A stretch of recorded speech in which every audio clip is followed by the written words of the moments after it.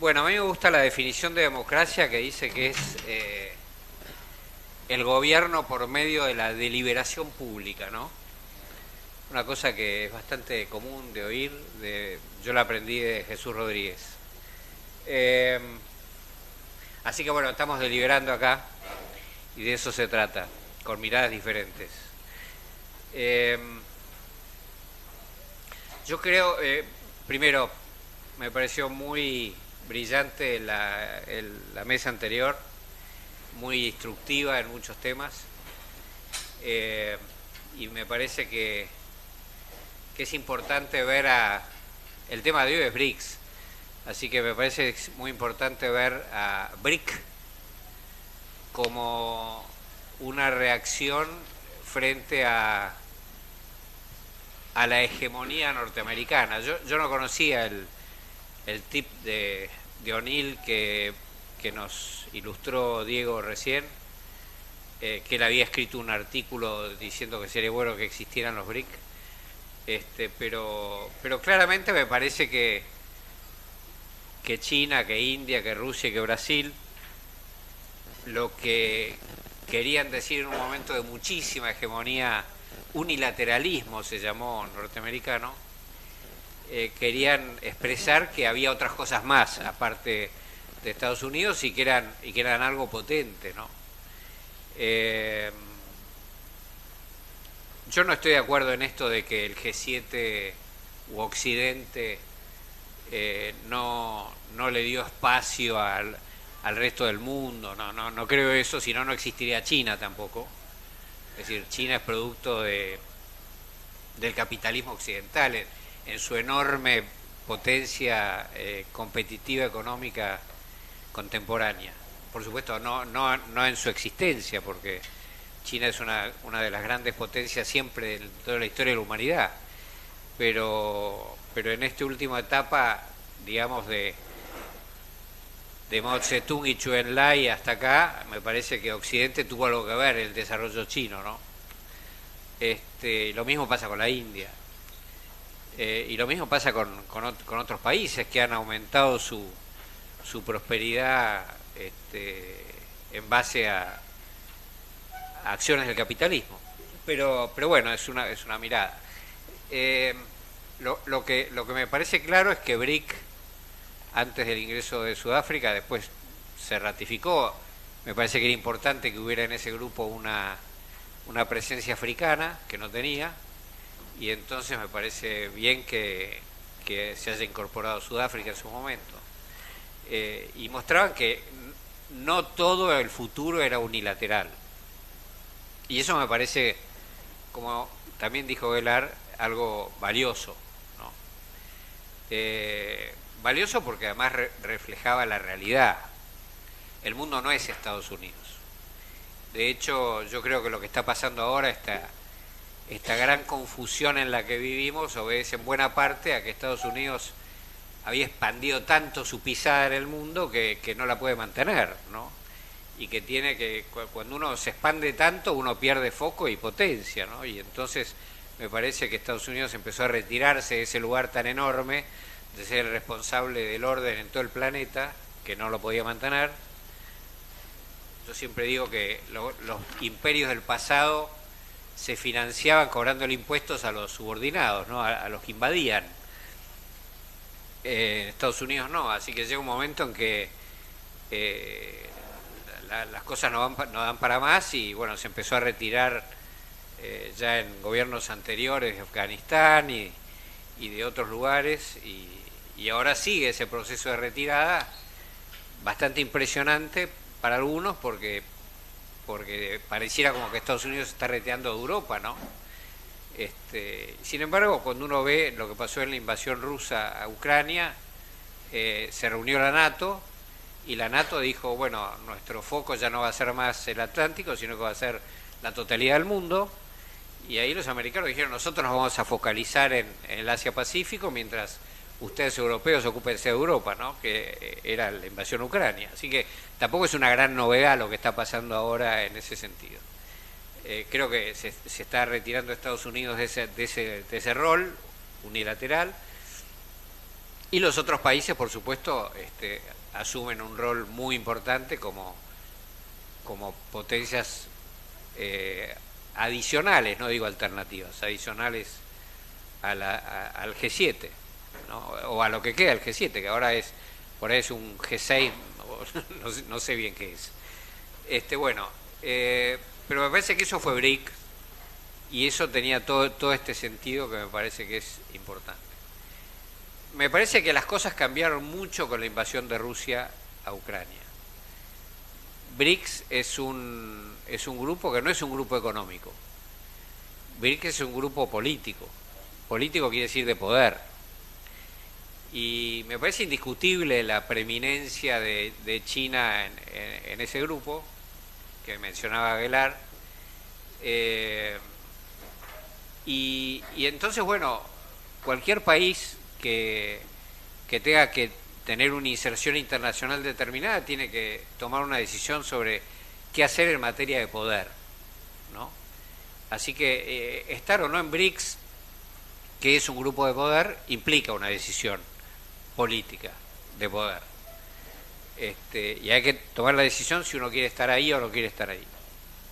Lourdes hablaba de eso al final. Hablando hace poco con un dirigente político indio muy importante, yo le mencionaba mi preocupación por la dinámica que veía el G20, que me parecía negativo para lo que era el G20, que era un ámbito de diálogo que incorporara a todos esos países en un diálogo común.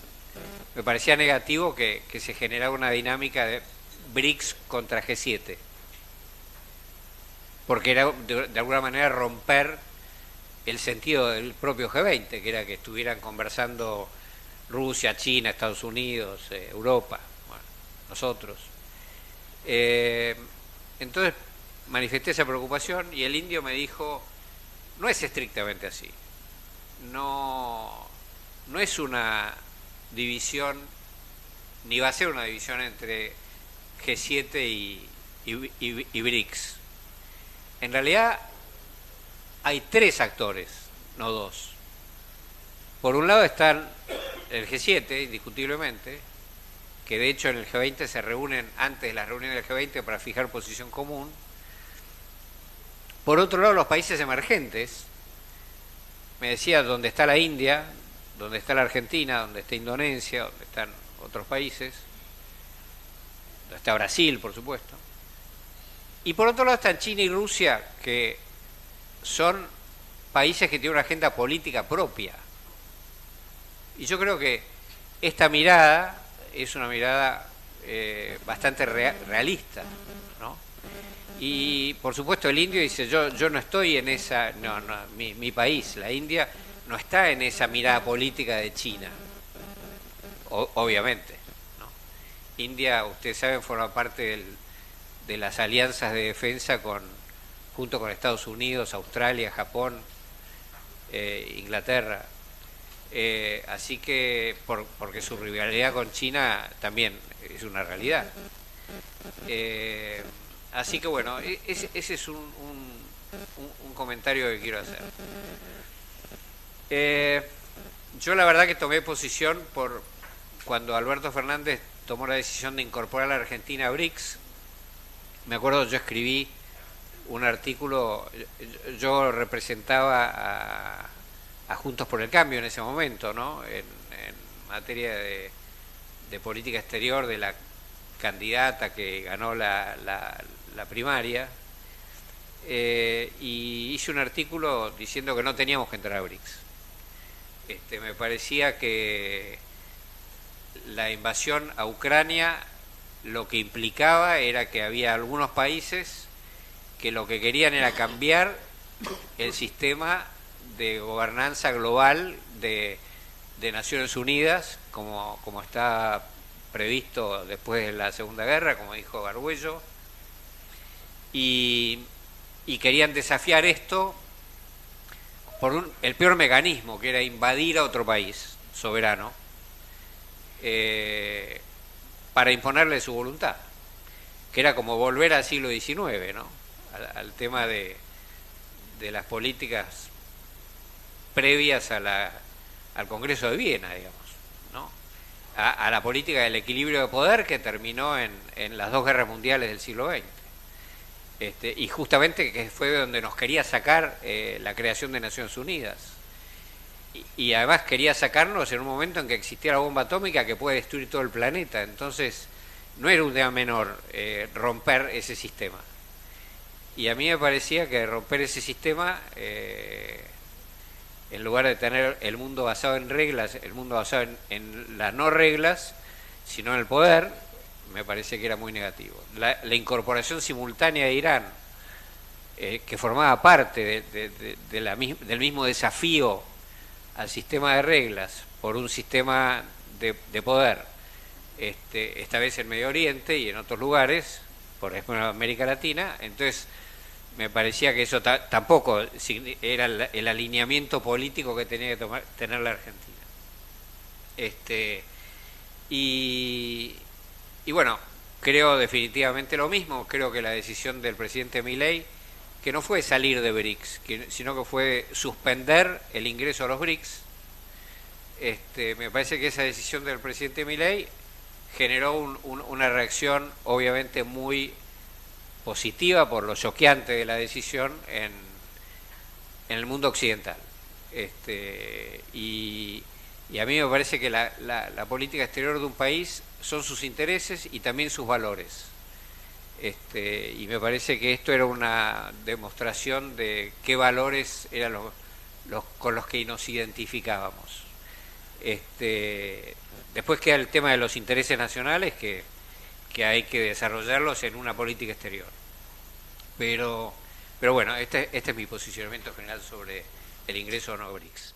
Que Jorge Argüello dice, cuando me senté en la banca de la Asamblea General de Naciones Unidas, sentí que la Argentina tenía un liderazgo de concepto, yo lo traduciría así, como que había un respeto de este país.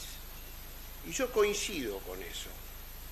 Pero ese liderazgo de concepto, yo creo que surge, hay partes invisibilizadas de la historia argentina que a propósito de lo que estamos hablando, del multilateralismo me gustaría conversarlo con ustedes y van a ver si ustedes lo sabían o no lo sabían, pero el liderazgo de concepto de Argentina en la Asamblea General o en el Consejo de Naciones Unidas tiene que ver con que en el año 1947, cuando se toma la decisión de crear el Consejo de Seguridad de Naciones Unidas, Estados Unidos, cuando se crea la decisión, se elige a Argentina como miembro no permanente del primer Consejo de Seguridad de Naciones Unidas. Y Estados Unidos propone que Argentina sea el primer presidente del Consejo de Seguridad de Naciones Unidas. Año 47, 48. El primer presidente del Consejo de Seguridad de Naciones Unidas es Argentina. ¿Qué pasaba en ese momento en el mundo? Estábamos al borde de la Tercera Guerra Mundial. Por eso se apresuraron en crear el Consejo de Seguridad de Naciones Unidas, porque necesitaban un órgano ejecutivo que resolviera esa situación. ¿Qué pasaba? Stalin estaba rodeando Berlín. Y era un momento crucial del mundo que venía de la belicosidad que había terminado en el 45 y ya en el 48 el olor a pólvora estaba inundando de vuelta a Europa. Y así fue que el primer presidente del Consejo de Seguridad de Naciones Unidas fue Juan Atilio Bramuglia, quien era canciller del flamante gobierno de Perón. Un hombre que era un abogado laboralista que lo había acompañado a Perón en el 43, en el 44, en el 45, y fue el que le tocó lidiar y resolver el sitio de Berlín, y fue tan importante la gestión que hizo ese argentino que presidió el primer presidente del Consejo de Seguridad de Naciones Unidas, que fíjense que cuando lo despide, todo esto es crónica que está en la historia, cuando lo despide Robert McNamara, que era el embajador de Estados Unidos ante Naciones Unidas, y en presencia del presidente Truman, lo despiden ya terminando su mandato en el Consejo de Seguridad de Naciones Unidas, volviéndose a la Argentina, que le dice: si usted fuera ciudadano de Estados Unidos, seguramente llegaría a ser presidente. Ese fue el primer presidente del Consejo de Seguridad de Naciones Unidas. Y yo creo que ese multilateralismo, ese compartir, Naciones Unidas era la nueva experiencia, la gran experiencia. Y yo creo que los argentinos nos hicimos multilateralistas de a poco, con todos los espacios políticos, fuimos alimentando los lugares multilaterales. Hasta acá llego con el bastón mío. Ahora, también quiero decir que otra de las cosas que a mí, para poder después meterme en BRICS, que a mí me conmocionaron, fue un diálogo cuando Jimmy Carter recibe el Premio Nobel de la Paz. Recomiendo ese discurso de Carter. Justo era en la etapa que George W. Bush estaba hablando de la guerra preventiva para Irak. Y dice ese día Jimmy Carter, ustedes se acuerdan que Jimmy Carter fue quien cerró definitivamente los acuerdos con China allá en 1977. Entonces él tenía autoridad para hablar de este tema y le dice a George W. Bush que la carrera tecnológica, China nos viene ganando 5-2 y va bastante más adelantado, y la tendencia es que siga más adelantado, le dice. ¿Saben por qué? Porque del año 77 a la fecha, China no entró en ninguna guerra. No entró en ninguna guerra, hasta hoy inclusive. Y Estados Unidos entró en todas. Entonces ese dinero que sirvió para esas guerras, China lo usó para otra situación.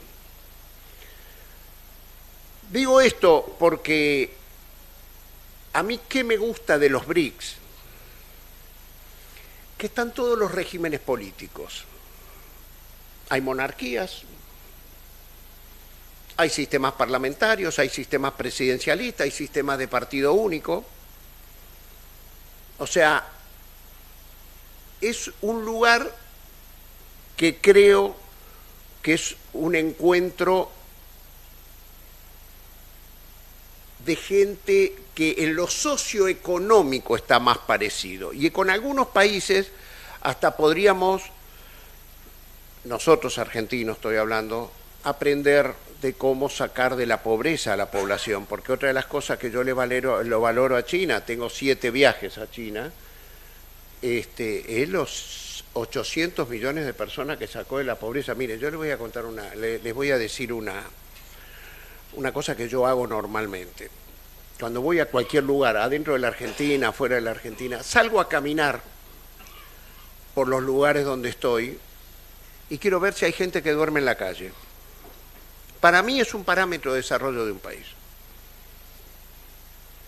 Yo les juro que en China, y la recorrí entero porque fui trabajando en la actividad privada que teníamos que encontrar un lugar para producir ganado vacuno, o sea que anduvimos por toda China, producí ganado vacuno en China, y no encontré una persona durmiendo en la calle. Para mí es un parámetro. Entonces, a mí me da la sensación que no comparto con el presidente Milei su visión de la política internacional, que para él es como una lucha entre el bien y el mal, entre el vicio y la virtud. Y esa no es la política internacional. Esa no es la política internacional. Entonces, ahí es donde me surgen las profundas diferencias y voy a levantar el tema de cuando se firma, cuando los BRIC invitan a Argentina a sumarse a los BRIC, que presidía el doctor Fernández, y como yo era presidente de la Comisión de Relaciones Exteriores de la Cámara de Diputados, no puedo mirar para otro lado porque yo estaba. Y les quiero decir que fue un gran logro de Brasil, no era que nos querían, fue un logro de Brasil. No viajó la Cancillería argentina porque Brasil nos dijo no viajen porque no está garantizado que ustedes ingresen. Eso sí, dijo Lula, voy a hacer todo lo posible para que así sea. Por eso no viajó a Argentina. Yo me acuerdo que hasta hoy le dura el enojo a Sabino Vaca Narvaja, que era nuestro embajador en China, pues estaba enojado que no iba nadie de la delegación argentina, de la Cancillería argentina a eso, pero era porque no estaba. Y creo que teníamos un tiempo de respuesta, no es que... ¿Y cuál fue el argumento que dijo Lula? Porque creo que era Sudáfrica que se oponía a que nosotros ingresemos. Que el desarrollo de Brasil no se puede lograr sin el desarrollo de Argentina, sin Argentina juntos. Entonces, para él era el gran fundamento que necesitaba que Argentina esté, y por eso les votó los otros 8 países, creo que con Argentina eran 9, ¿no?, que se incorporan ese día. Entonces, para mí es un... Y la respuesta de Alberto Fernández tenía un plazo, no es que... ¿Para qué servía primerear algo en ese momento? No servía para nada. Y teníamos que contestar. Y creo que fue en el plazo que se contestó. Ahora, este mundo tan cambiante, si nosotros, que un día nos abrazamos a Zelensky, al otro día va Putin y Europa se cae, es un mundo que espero que nos haga mejor, pero como estamos yendo a los tumbos, la verdad, como dice mi amigo, me enseñaba mi amigo Oscar Raúl Cardoso, que mucho me enseñó a mí de la política internacional, en este tiempo sentimos más que nunca que Dios no existe, que Marx ha muerto y yo no me siento nada bien.